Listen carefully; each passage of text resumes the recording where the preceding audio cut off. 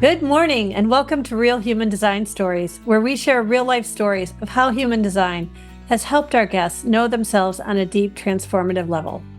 Whether you're joining us live here during Sunday Story Hour in my Facebook group, or catching this on your favorite podcast platform on Mondays, you'll be able to find all the details you need in the show notes or the Facebook comments.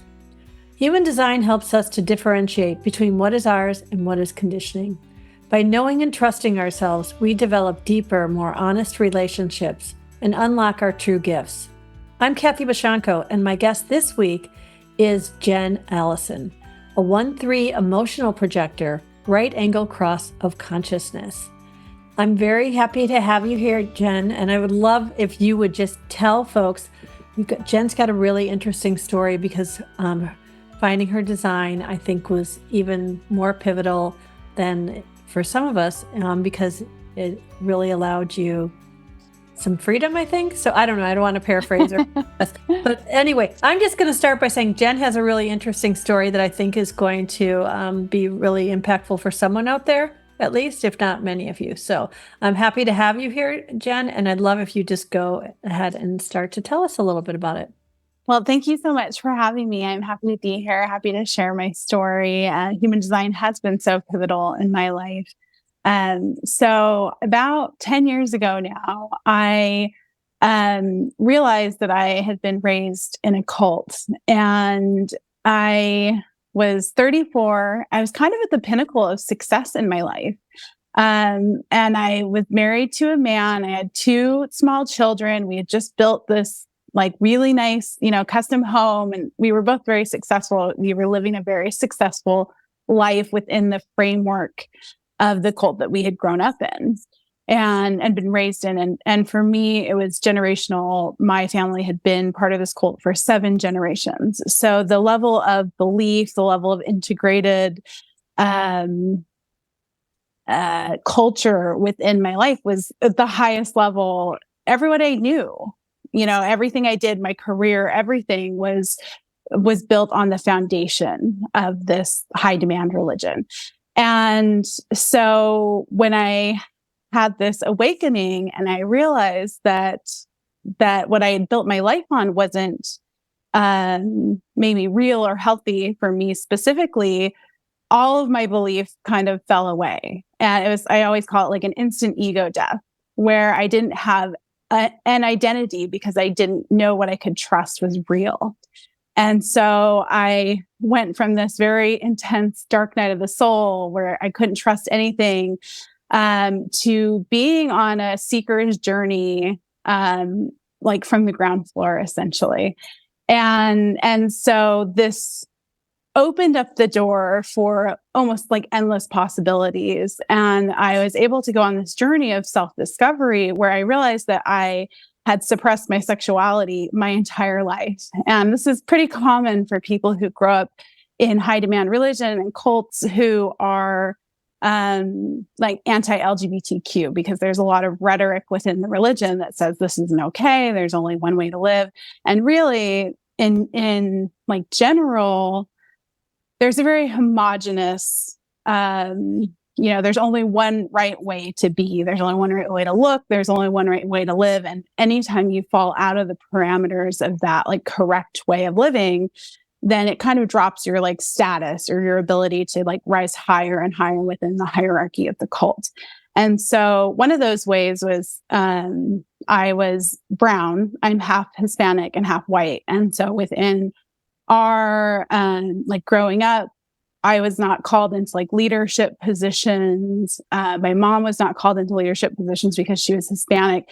And so there was very much this space of, if you looked a certain way, you received higher promotion within the spaces, and so on and so forth. So when I talk about homogeny, for me, the idea of being within a homogenous group is so clearly written into my upbringing. And so finding human design a few years later on this seeker's journey was such a beautiful gift, because I was working actively to deconstruct and decondition the idea of only one prototype or archetype of human is worthy of God's love. Mm. And so to come into human design, where there's, so many archetypes, where each individual person is given more guidance into who they are, allowed me to be able to begin to like decompartmentalize these parts, these rejected parts of myself. And so I always say that I use human design and gene keys both to do shadow work. So I had to go and find these parts of me that had been deeply suppressed, and they were suppressed by shame as the bulwark, which is really common in religion, is that shame is used as the control point, specifically for women. Mm-hmm. And so I found human design about, I want to say like 2 years into my journey. And I went through a period of atheism after leaving the religion because I needed to break free from all religious beliefs.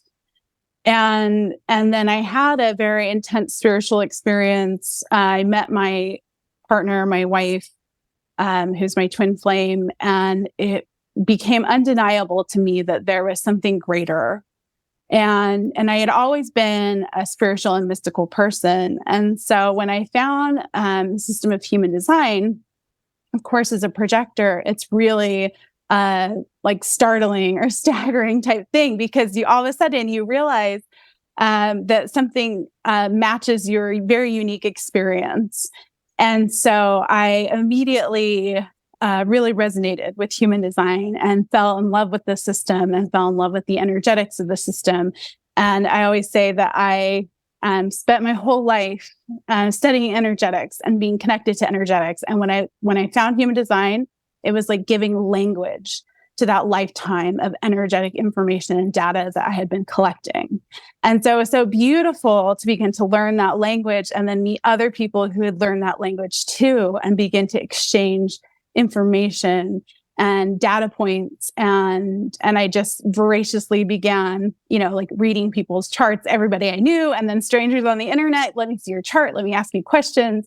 Let me dive deeper. And as a 1-3, we go deep. And so it really was just like this, as soon as I found it, I just began to consume deeper and deeper into it, find more information, expand whatever drew me to it. And as this person who is doing deep healing work to reclaim my soul, to reclaim all these parts of me, it was like every piece that I was able to connect with within the system, whether it was mine or someone else's, was liberating. It liberated me, because everyone gets to be exactly who they are and they don't have to be anybody else. And that was the complete polar opposite of how I was raised. Yeah. And so for me, moving into the system allowed me to become free, to be myself, to allow others to be who they are, to allow my sexuality to be a beautiful thing instead of a source of shame, and allow my partner to release judgment around them. So because I had so much self-judgment that I was pushing so much judgment on them. And so to release that judgment around my partner. So human design really enhanced our relationship to be a space of pure, unconditional love. So, wow, that was a lot. And I have a lot of questions. I probably have already forgotten several, but so I've noticed a few comments. People are already questioning what religion, cult you're talking about. And I kind of, before you answer, if you do want to answer, I do kind of like that you didn't tell people, because people are already kind of like someone has said it felt like this or it's felt like that. And so that I think allows people to feel into it a little more in a place that might relate more to people than to just think, oh, it's this group, and this is not isolated to any one type of religion. And this might be more extreme in what was the term you used to describe the type of religion? The high demand religion. High demand religions, right? Yeah. And there are a lot of them. It's all on a spectrum, right? There are others that we might not think of as cult-like that still are pretty high demand. So but I would like you to answer that. And I also wanted to make sure I don't forget to, you can also, if you can also answer, tell us a little bit about more what it was like. Because when you left, you were not already aware of your design, right? Okay. So I'm imagining that was a difficult thing. And then so go ahead, and then I tend to want to throw all the questions out and just sit back and let you talk, but go ahead. Let you say. So yeah, what I like to talk about it as high demand religion and use the cult as a word that also is kind of it's kind of a marker for healing, because in order to leave a high demand religion and then call it a cult, being able to use the term cult as a framework for like healing. And because it's when you're inside of a religion like this and people hear the word cult out in the mass media, and so they have such an aversion to it. We're not a cult. We're not a cult. I used to, say that to people and hear that, and things like that. And so immediately when I left, I was like, oh, it's not a cult. You know what I mean? Because I wasn't healed enough to be able to give it a name. But after years of healing, you can see it for what it was, which is a cult. And I also think that's very loaded language, because we live in a world where, probably pretty much every belief system to some degree can be a cult. And so there's a lot of different framework for it. But for me, what I consider the framework for it is that upon leaving, you lose everything. Like you can't hold on to your old life and leave. Like you can't take your old life with you. And so that's a framework. And then the other framework for me is that it requires you to put your authority outside of yourself. It's within a hierarchy where you give your personal authority over to other people. And so that's a very common thing. And we have people who we call general authorities, where let me give my authority to you. And you go and see your bishop, who's your local authority, and you give your authority for your healing or your redemption to God over to him. So those are like my two like very specific points for a religious cult. Right. And so the one that I belong to is called Mormonism, which probably most Americans know about, because it's LDS. Like LDS. It's like the American like religion. And still internationally, because there is so much, so many people are leaving these days. So there's a lot of it, I don't know, just like press either way. And a lot of, kind of the extremism within that naturally comes from being a cult is leading to a lot of like news articles of people who are doing extreme things in the news. So, and then the second question was, I didn't know about human design. No. So I had no clue about human design. I hadn't been into any of the, like any spirituality that wasn't Mormonism, because it's very controlled. It's very like, you can only read from approved sources. You can only do approved activities. It's very much like a contained life. Like you live a very contained life. And so I didn't know about human design. It was about 2 years after I left that I found human design. So if you don't mind, tell me about, or tell us about what it was like when you made the decision to leave. Was there a specific catalyst for that? Was that your becoming aware of your sexuality? And if it's not too terribly personal, I'd love to know a little bit about where you were at mentally when you left, because I'm assuming you left everything, right? So did you have something you went to, or did you just leave? Yeah, the catalyst for leaving was that there was a church policy that was going to go into effect, or it had gone into effect. It was in like the handbook, but the handbook isn't something that members see. It's only something that leadership sees. And so someone in leadership had seen this change to the handbook, and they like published it, on some like website or something. And the policy change was that if you were a child of a gay person, then you had to renounce your gay parent in order to be baptized into the church.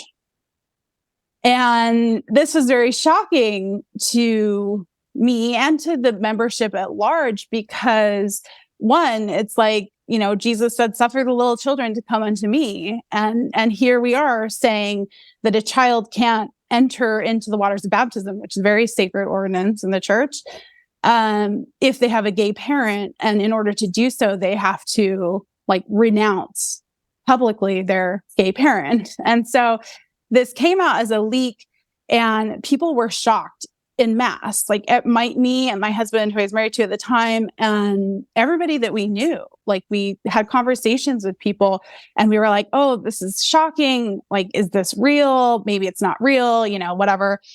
And then the church did this like really concerted PR effort where they, you know, took like, this byline idea of, let's see, we're doing this to protect the children. And in order to protect the children, we have to require this. And they had this, one of the higher up leaders who has a gay brother do like this fake interview on television where he was just like reading from a script. And it was so fake. You could tell it was so faked and so scripted and so like not actually addressing what the issues were. And then the crazy thing, and this is what really like broke me, is that I saw all these same people who were outraged just the day before, and it was like they had turned into pod people. It was like all of a sudden, then they just like gave this like, oh, it's for the children. It's for the best. It's for the children. And I was like, what? I was like, we all agreed yesterday that this was bad. And now you believe this is good. And it just like shook me to the core, because in the initial release of this information, it was like my moral compass could no longer align with the church. And then they were able to just like bend their moral compass to align with the church, and I couldn't. And at this point, were you aware of your sexuality, or were you no? Still in denial? Yeah, it was still very deeply suppressed. Yeah. But it was just that, you know, like I believed in, like my morality aligned with gay people being human beings. Yeah. And so when I left, it was, it took me about 3 weeks of like really like kind of like moving through like information that I found on the internet to like help soften the blow. But when I left, there was not really anywhere that I was going. I had a sister who had left 5 years before, and that was like groundbreaking, because nobody in my family had ever left before. And so I was able to contact her. And so that was at least one person that I knew like in the outside world, but that was it. Like I didn't know anybody or anything about the outside world. So when you left your husband and you took your children, or did you leave them with him at that point? We stayed married for a little bit longer, probably another like 6 months. He left with you? He left with me. Yeah. He left the church with me as well. And we stayed married for about 6 months, but then I realized I was gay, and then we, just split custody and, you know, like had houses near each other for a while. So yeah, so it wasn't, it was, I guess, more like slowly. And I think too, when you have a great loss like this, you're trying to hold on to as many things as feel comfortable for as long as you can. And so eventually I did reach an impasse with my ex-husband where he did want to keep the kids, and he sued me for custody and all these things. And so there was a point where I did have to leave my children in order to be free from all the control. And, because even though we had left the church, still these patterns of control were a part of who we were. And so allowing myself to not be controlled, to release these patterns of control all along the way. Yeah. So, now there are a lot of comments in here, like I haven't even read them all because I don't want to be so distracted. But one person pointed out something that I thought about as well as you were talking about cults. There are a lot of people who will think of human design as, oh, that sounds like, is that a cult or whatever? And I remember when I first found human design and started to really, like in my first couple of weeks, start to really read stuff about it. Then I remember even having this moment of thinking, is this some kind of crazy cult? What is this? It sounds so right. So, but I think that only is true when people make Ra the authority, right? Like there is a thing that we see where some people make Ra their authority instead of using the teachings of Ra to find their inner authority, right? And human design clearly is not a religion. It's a lifestyle, right? It's a way of thinking, but I can see where did you have people accuse, first of all, do you even have connection with anybody from your past? And if so, what do they think about human design? Do they kind of look at it the same way, or do they even know? I think it's hard because when you make that kind of break, you're essentially shifting from one reality into another. And so people from the old reality, they're not interested. Well, they're interested from a like looky-loo kind of perspective, but not like a greater understanding because they don't want to confront anything that might confront their reality. So it's easy for them to maybe look and see out of curiosity, but not actual real curiosity or interest, because if they get too close, then I might be a catalyst for them to lose everything. And when you lose your core belief, it's death, it's ego death. And your ego and all your body systems will do everything to resist that death. Yeah. So tell me again, where did you actually learn about human design? Was it through an in-person interaction, or did you get it online like a lot of us and just? Yeah, I found it online. I actually found Gene Keys first and had studied the Gene Keys for, I want to say like 6 months before I even realized that human design was a thing, which is so funny to me now. Oh, wow. Yeah. That's Yeah. opposite of how I probably found Gene Keys 6 months or a year after. Yeah. And so I found Gene Keys probably just through doing some like spiritual searching and like, here's the thing and here's the thing. And it kind of led me to Gene Keys.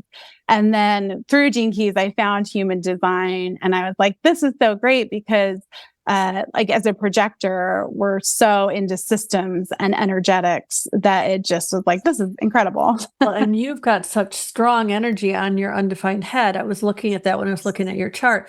Not only do you have all three of the gates defined on the conscious side, they're in this like some of the strongest placements. I mean, your conscious sun is gate 63, your conscious earth is gate 64, and gate 61 is your moon, right? So this is a lot of energy for questions, right? Yeah. This energy is, and none of them form a channel. You have an undefined ajna. So with the gate 11, the gate of, all about ideas and stuff. So I was contemplating that just for a moment. I was like, that's got to be really interesting because it really feels like a design that is meant to contemplate. So I can see where Gene Keys and its call to contemplate would be very beneficial for you. But yeah, so as a first line, did you go and study all the things? Yes. Yeah. How long ago was this that you found Gene Keys at least? And then 7 years. Okay. Yeah. Yeah. So yes, I went deep and broad. So I've studied at least like most every system of spirituality to some degree, and then specialized more in Gene Keys and human design specifically because they hold like the most resonance for me. and they feel like they have a balance to me versus some of the more Eastern or some of the more Western don't feel very balanced. I still yearn for more divine feminine within the systems. I feel like they are so masculine skewed. Gene Keys maybe a little less so. So to me, they're a space that I hold very gently and very lightly. And I think that's like, we were talking about, human design could possibly come across as a cult, and where you talked about, my authority. Human design is teaching me that my authority is within myself. And then also whenever I work with people around with human design, and I have a projectors group that I run, I always say, this is for you to whatever degree it makes you feel lighter. If you get to a point where you don't want to use human design anymore, or a point where you're maxed out at how much you want to use human design, that's great, because you found out how much it's helpful for you. But there doesn't have to be this all in and all out. You can hold things as lightly or as deeply as you'd like to. Yeah, I think that's really great advice. I think a lot of people try to use human design, at least in the beginning, as a rule book or something, people will say, oh, it's your instruction manual. And no, I think it's not at all. It's like maybe more of a compass. Would you say? I think it kind of, but what it's always pointing to is, it's always pointing to us, ourself, right? Our true self. And so looking at your chart, I'm thinking, I learned so many things in these conversations, and I really love people sharing the way they do. And recently, when I had my second conversation with Chetan Parkin, he was talking about how our design Venus has to do with some of our genetic karma. And I noticed that yours is your only gate on your identity center, and it's the gate 1, line 2, which is the most yang energy in the chart. So that's interesting when you're saying how you're feeling that there is not enough yin in the system, when this is saying maybe you need to heal your connection with the yang, which obviously, coming from such a patriarchal system as Mormonism, there's a lot of stuff there that probably needs you and your divine feminine, all of that energy to help heal that going forward, for not just you, but for your children and your ancestors, right? Because when we heal for ourselves, we heal backwards and forwards, right? That's how I view the dynamics of energy. So, okay, so let's talk about what the biggest impacts of your design were on you, if that's okay. I'm wondering what specifically you remember when you got into the human design part. You were like, talk about so much. Yeah, just a little bit of that. You've got a lot of openness in your chart. Yeah. I have 7 open centers. And so I think that was a big impact for me. People had always told me I had very open energy, that I'm very easy to talk to. But seeing all these open centers really helped me see myself. Projectors, it's hard for us to see ourselves. Mm-hmm. But that I have the ability to receive so much from people and hold so much space for people. And so that was really a beautiful understanding. My open throat was a big thing, because I so recall that energy of being in at parties or social events. Mormonism is very social. And speaking, but it was like my words would just disintegrate on the air, and so knowing that I had an open throat is oh, okay. So I just wait for people to engage me in a conversation. And as soon as I took that as kind of the rule, we talk about rules, but as soon as I took that as the rule, that I allow people to come to me and engage me in conversation, now when I speak, it feels like I can feel the words landing on the other side. And it's just a massive difference. And that's one of the reasons that I like going on podcasts. Because the question comes and then I can respond. And so then my throat is activated to do the thing that it's meant to do. So that was a big one. Emotional authority is massive for me. Coming from the cult, because our culture was so like prescribed, there was very little communication because the communication was baked into the system. So I mean that like the gender roles or the like archetypes that we followed in like mother or sister or coworker or church member, they were all very specific ways in which you were supposed to behave. And you behaved that way because you were programmed to do so. And so there wasn't a need for communication because we were all living the same system, right? So coming out of that, I realized that one, didn't have any capability to actually communicate. And two, I didn't have any capability to handle my emotions. And so I could see through my healing work that I was very manipulative in my emotions. And that's how we communicate without words, right? It's through emotional manipulation. And so a lot of my healing work was to go through these pathways to emotional mastery. And so finding out that I was emotionally defined in human design really gave me a framework to understand what my emotions look like, because you can't see them. Emotions are always unconscious when you're inside of them. So I could begin to see my 1949 and how my emotional wave worked. And when you begin to see how they work, then you bring that consciousness to it. And now you can begin to communicate through your feelings instead of allowing them to like lead you. You get to lead your life instead of that. So yeah, that's interesting because I was just contemplating that recently, and I forget who I was talking to. And I was explaining how, because I have a very different design, even though we're both emotional projectors. I have 6 centers defined. So I have all the motors except for the sacral defined. But what I found was, or what I find to be true is, because of my triple split, I also have the emotional solar plexus connected to the root, but mine is that individual wave, the 3955. And my defined will is this wholly different split. It connects to the spleen.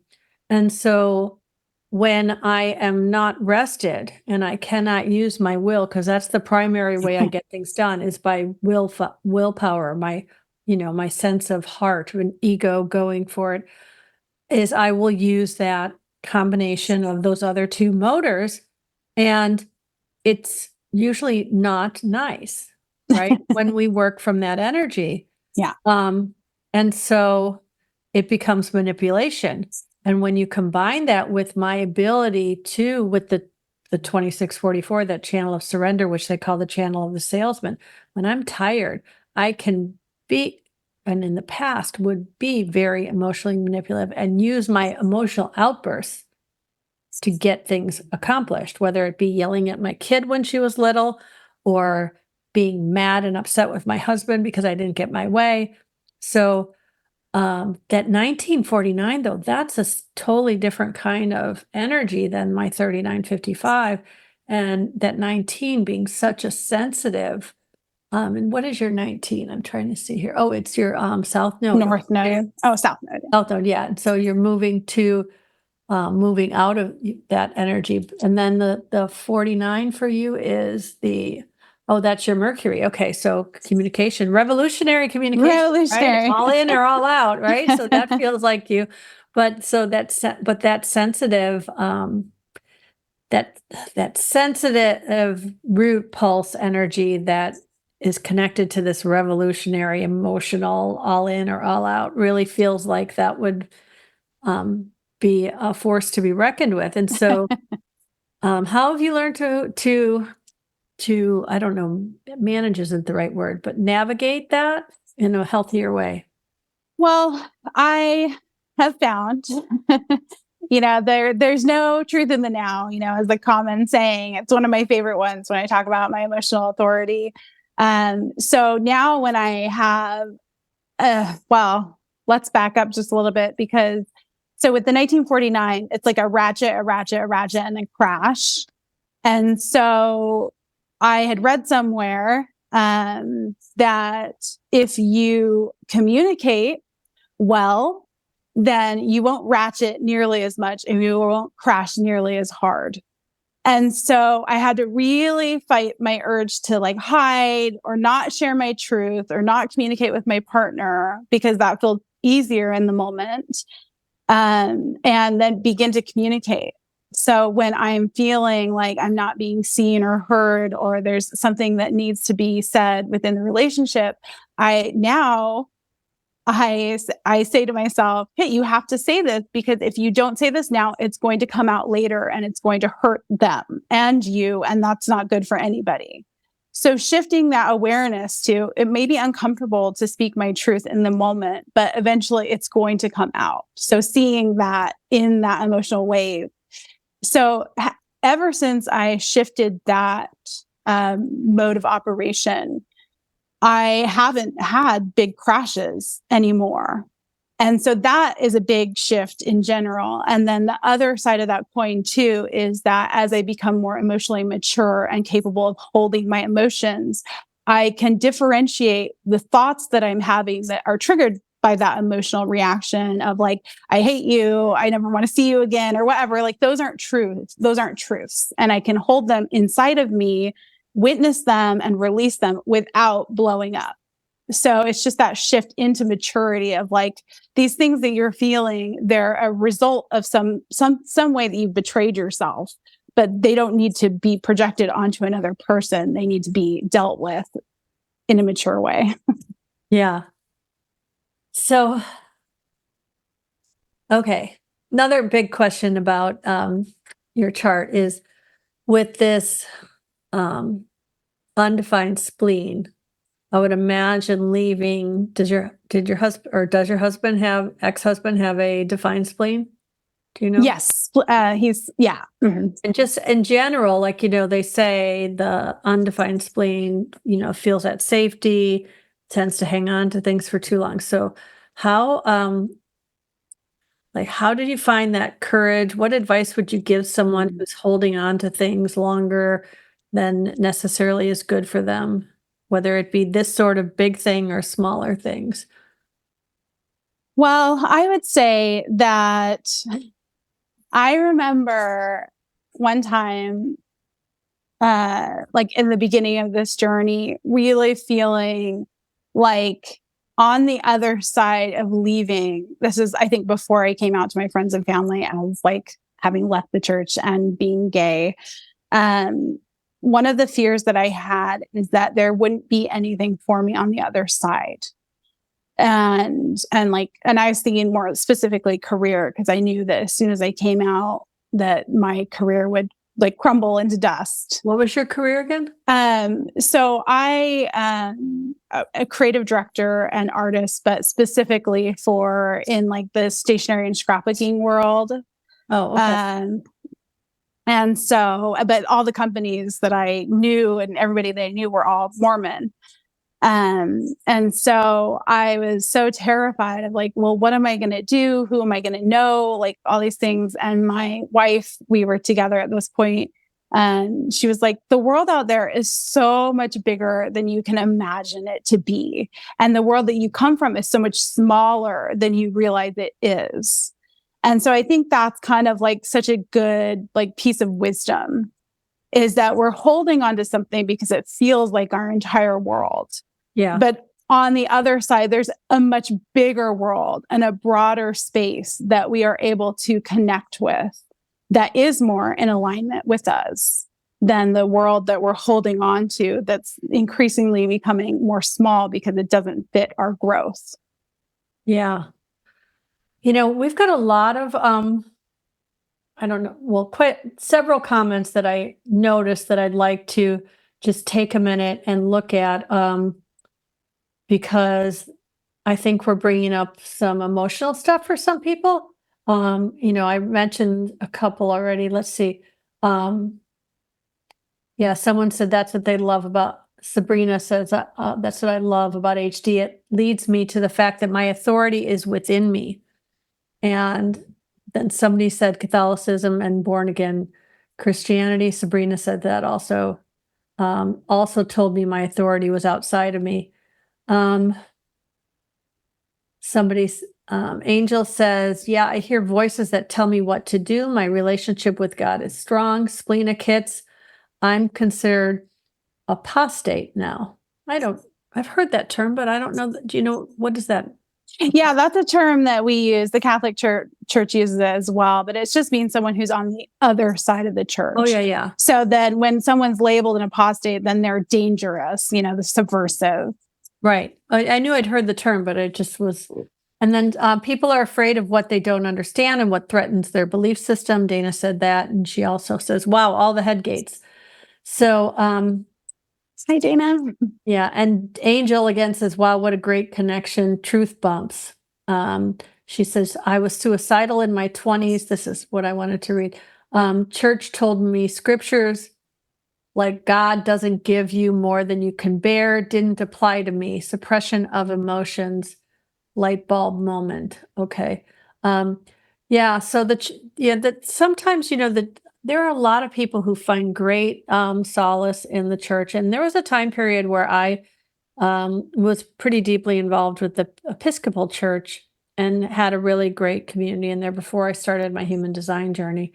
And there are, there's definitely people who probably find that sense of community in a church in a way that saves them from something deep and painful. But there's, definitely a lot of people out there who are really injured by the teachings of, that God doesn't give you more than you can bear. Well, I don't know. I mean, I believe I have a very different idea about God than I used to have. So I believe that we're all God having a human experience, right?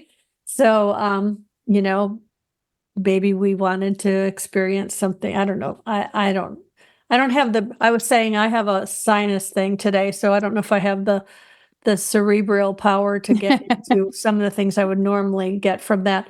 But Dana says, as a projector with 1949, I have the same tendency not to speak up. And then there is an explosion 6 months later, and my partner has no idea where I'm coming from. Yeah. And she also says, hi, Jen. So, yeah, I think that 1949 is often the most, I don't know. They're all tough when they're in the moment. So I'm wondering, and you also have the 22 and the 55 as hanging gates, plus the 35 that points to your solar plexus. So a lot of tendency to feel some of that other emotional stuff. But I really believe that emotional waves sometimes in human design get a bad rap, right? Like people are like, get that, especially people with an undefined solar plexus will be like, oh, get that away from me. But it's really so much of what we learn about ourselves and others comes in those waves, right? So like you said, this learning to speak your piece, right? And speak your truth. And I can see that really in your design. I was looking at a few things in your chart yesterday when I was saying, I told you that I was thinking about what it would be like to have all those head gates on an undefined head and then the open ajna. And well, you tell, what's that like to you rather than me pondering that with my open undefined head? It can be difficult to find balance sometimes, as you can imagine. And with the 63, it's such a logic, it's the gate of logic there. And it's like if you use it for yourself, you'll drive yourself crazy. And so it's really a tool to be used for other people, to help other people find solutions. And so it can be in some ways difficult to hold so much mental energy and not have anywhere to point it at. And so that's a lot of the work that I do, like on a personal level, is finding healthy places to point all that mental energy at. And I have to be really engaged in creation and engaged in mentorship and engaged in guiding people, engaged in, whatever comes across my plate here, to be very engaged in it, because it can be destructive to have so much mental energy if it's not pointed anywhere other than the self. Yeah. Do you get headaches? No. That's good. I sometimes notice that when I get headaches, it's because I have too much mental pressure. In fact, I have a headache now, which is very sinus related. And this morning I was actually tapping in the shower and, the EFT stuff. And I was tapping on, just this meant like, I don't even know what the questions are, but I just knew there was too much mental energy going on with me. Like I would wake up in the night and I'd be like I could fall right back asleep. I could clear my mind when I'm actively clearing it to go to sleep. But I'd wake up and I'd realize I'd wake up thinking about something I needed to do, right? Or something that I was concerned about or whatever. And I'm like, this is just too much mental energy right now. Like, I need to clear this stuff, clear it out, right? So, but how do you probably had a lot more experience with all those hanging gates? Like, are there any tricks that you do to manage the mental pressure? I think one thing that I always tell people when I'm doing readings is that you don't have to do everything that comes into your head. Like you can honor the things just by witnessing that they're there. And so a lot of like journal writing or free writing is really good, but then letting it go. Like it's not your job to do everything that comes through your head. You don't need to feel like you need to do everything that you think of. Yeah. Yeah, definitely. So what are you doing now? Like what sort of so you're not doing the scrapbooking stationery? I do it a little bit. I have been able to build some like new relationships with some new companies and so forth. And so I do it kind of like on a part-time basis, which I really love because it's a lot of illustration work. It's very creative, very free. And I get to do it on my own terms and my own time. So that's really nice. Where do you live, Jen? I forgot to, I don't. We're in Indiana. Okay. And is that where you were when you were in the LDS or where did you? No, I was in Utah. Oh, you were? Okay. Yeah, for all of that. And then I know there's a big LDS community where when I used to live in Illinois, I lived in one of the suburbs of Chicago and I used to sell Pampered Chef. That's a little, people might not know about me 20 some years ago. And I had a whole group of people who would have their little gatherings of Pampered Chef parties, and they were all LDS people. Yeah. And they were great. I really enjoyed them. I mean, I don't in any way want to say that, there aren't good people within all of these churches that maybe, are not really great places to be, but, to each his own. Who's to say what's right for somebody else, right? But Absolutely. yeah. So that's why I was curious. I know not all Mormons are in Utah, but I think the most extreme are, right? I mean, that's where the most. Yeah. I mean, extreme is a hard word because there's a lot of like broken off factions and things like that. But the Utah is where the Mormons settled, and so it's their kind of like hub. Yeah. Okay. So is there a big human design community in Indiana? We just got here like 2 months ago. Okay. And it's been summer and I've had my children, which has been really great. And my wife's kids live here. So we've been busy with kids and haven't been able to find local community yet. But now that school started, I think we'll find out. Do they go back to school in Utah or where do Yeah. That's where he is. Okay. Yeah. Yeah, that's got to be hard. So okay, so now you're doing human design readings, and I think you said you do mentorship. How can people? Yeah, I use human design in all my mentorship. I think it's just a fabulous tool to really see where wounding is and where expansion can be found. You can find me I have a projector group called Projector Brilliance on Facebook, and then just my Facebook page, which is Jen Allyson on Facebook. Okay.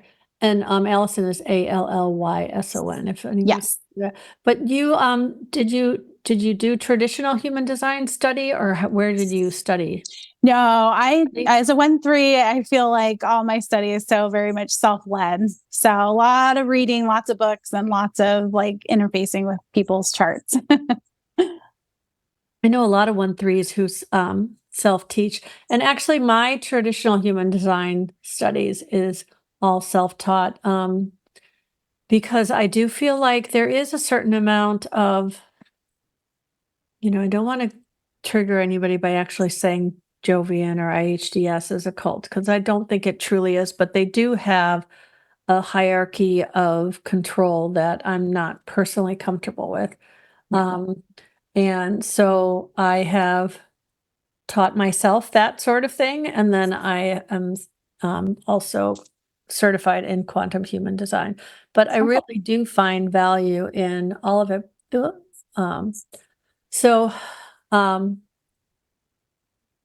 I feel like there's something else from the very beginning that when I said I had all those questions that I did not go back and touch on. So I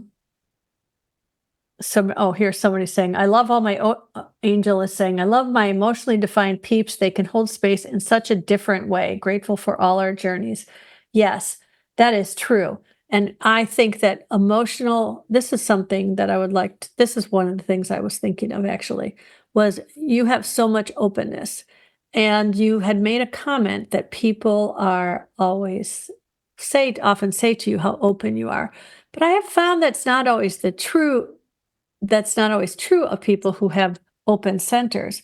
Many people who have open centers, because of how much they feel and take in, have learned to kind of close off, right?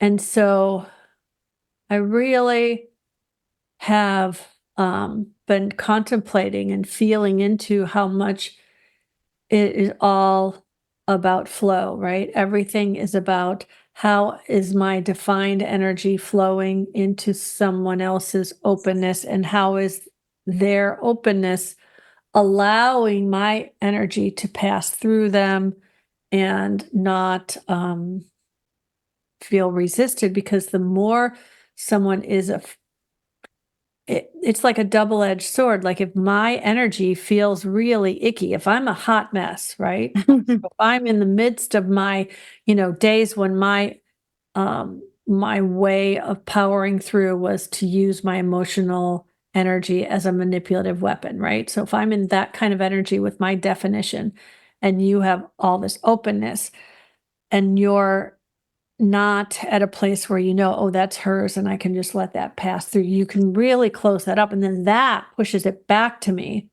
in a way that amplifies it and makes me feel like even less loved and accepted. And there's this whole resistance, right? This whole what we resist persists. And I'm really seeing how the more we can allow people to just be, right? And allow the energy of someone else's definition, of someone else's moods, of someone else's problems to just go through us and just kind of feel it, but not attached to it. Like there's this interconnectivity. And it makes me think of like the way, the whole like the ocean and the wave analogy. Like, we can't have an ocean without waves. It wouldn't be the ocean, and we can't have a wave without the ocean. And it's all, I don't know, maybe I'm babbling a little bit, but I think it's important to see how the definition of others impacts our openness, but it's just as important to see how the way we manage our openness impacts others. Yeah, I like how you say manage our openness. I think that's a really beautiful statement, because having this openness is a responsibility just as much as having a definedness. So, yeah. And when we realize that even when you have openness or undefinedness, let's say that, like undefined centers, you bring in these dormant energies, right? With all these, you have hanging gates on all of your centers. So you're bringing in these dormant energies with all of them. So however you allow that to pass, you're still bringing that energy to that person of those things. And it's really beautiful when you think of how it all works and don't get hung up on trying to fix things, right? Just allow it to flow. So I think that to me too is such a beautiful culmination of all the thoughts about talking about cults, in general, because there is this I'm supposed to fix people type of energy that comes with the cult. We have to proselyte, we have to be missionaries, we have to go tell people, that they need to be fixed. right. And learning human design and finding that space of this is what's mine and it's sacred and beautiful, which then means that what is yours is sacred and beautiful, and your journey is perfect for you. And that's something my wife and I always say, everybody's journey is perfect for them. So. And, then I think a lot of times people who leave a situation like that then go the other extreme of saying, this thing needs to be fixed. This thing that didn't work for me that I left needs to be fixed. And I'm going to tell the world how bad it is and fix it or destroy it, or like it can be. And I'm not saying that that's always incorrect, because I don't really know, but just the idea of like holding things a little bit less certain, with less certainty, like in less intense